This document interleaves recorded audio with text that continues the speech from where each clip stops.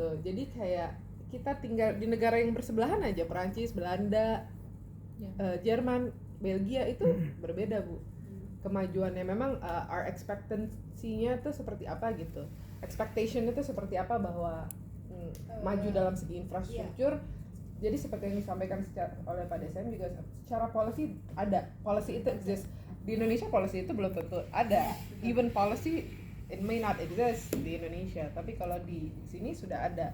Tapi masalah mereka satu pengimplementasiannya, penegakannya, karena tataran EU nanti beda lagi tataran negara, penegakannya juga agak mungkin memang agak sulit untuk kita ini. Mumpung Bu Kristi di sini ya, mungkin jadi tambahan perspektif juga kalau misal mau nulis terkait Eropa ya Bu. Jadi di sini memang ada entitas Uni Eropa Bu.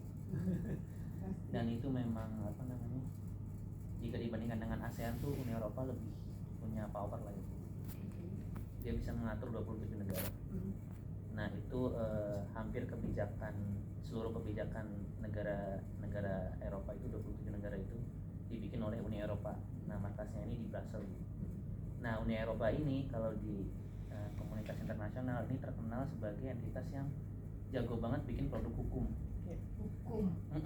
Jadi kebijakan-kebijakan yang mereka buat tuh ketika diimplementasikan tuh benar-benar apa istilahnya ya, 100% atau ya istilahnya sangat konkret gitu ya. Itu salah satu kekuatan mereka sebagai salah satu entitas di komunitas internasional gitu.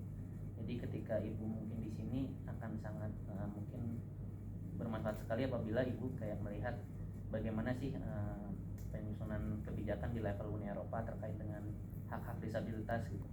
Karena secara apa namanya kebijakan juga kan mereka pasti mengadopsi yang dari UN punya, terus kemudian diterjemahkan oleh mereka, terus kemudian diturunkan ke 27 negara.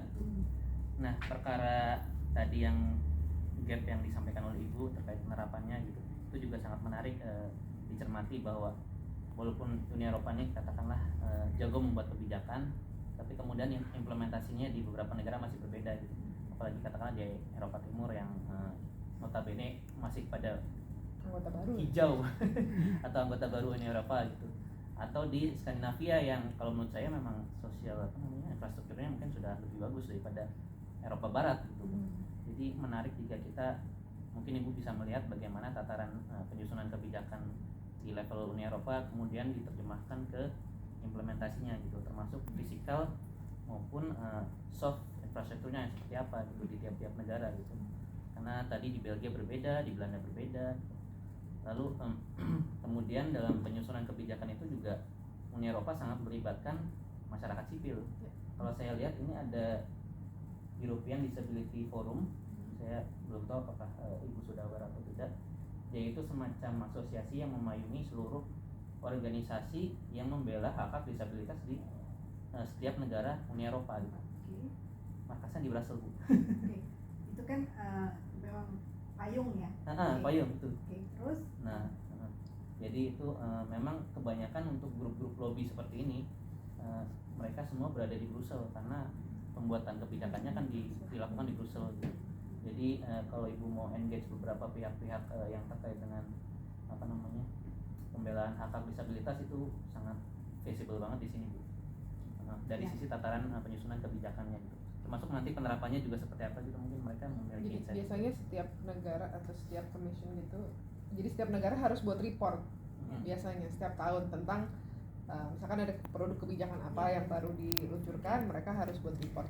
Cuman memang secara norm setting European itu great, norm setting, agenda gitu mereka bagus gitu.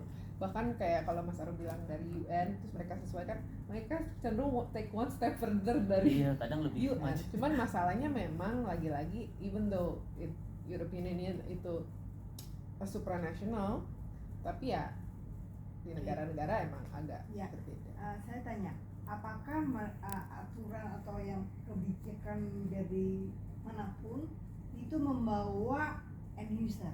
Artinya semua kebijakan ada, tapi nyatanya saya sebagai end user tidak nyaman di sini. Apakah mereka membawa end user untuk membuat kebijakan di Biasanya sini? iya.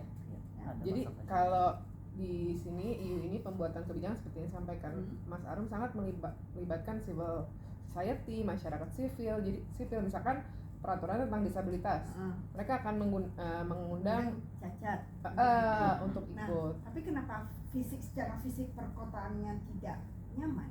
Karena memang lagi-lagi ini kan kita bicara level policy sama level implementasi. Untuk level implementasi kan untuk Masih membuat belum. suatu perubahan infrastruktur kan itu ada waktu ya Bu ya, cukup perlu waktu.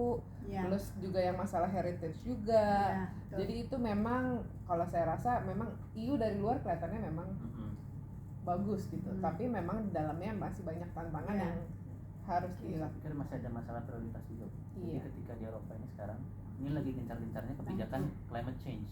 Ya, banyak Infrastruktur sekali climate change oke digeber, tapi ternyata yang Iya. untuk hak Ekonomi kualitas standar juga. disabilitas malah ya. Heeh. itu salah satu masalah juga. Tapi kebijakan itu tapi kan sudah lama ya sebenarnya.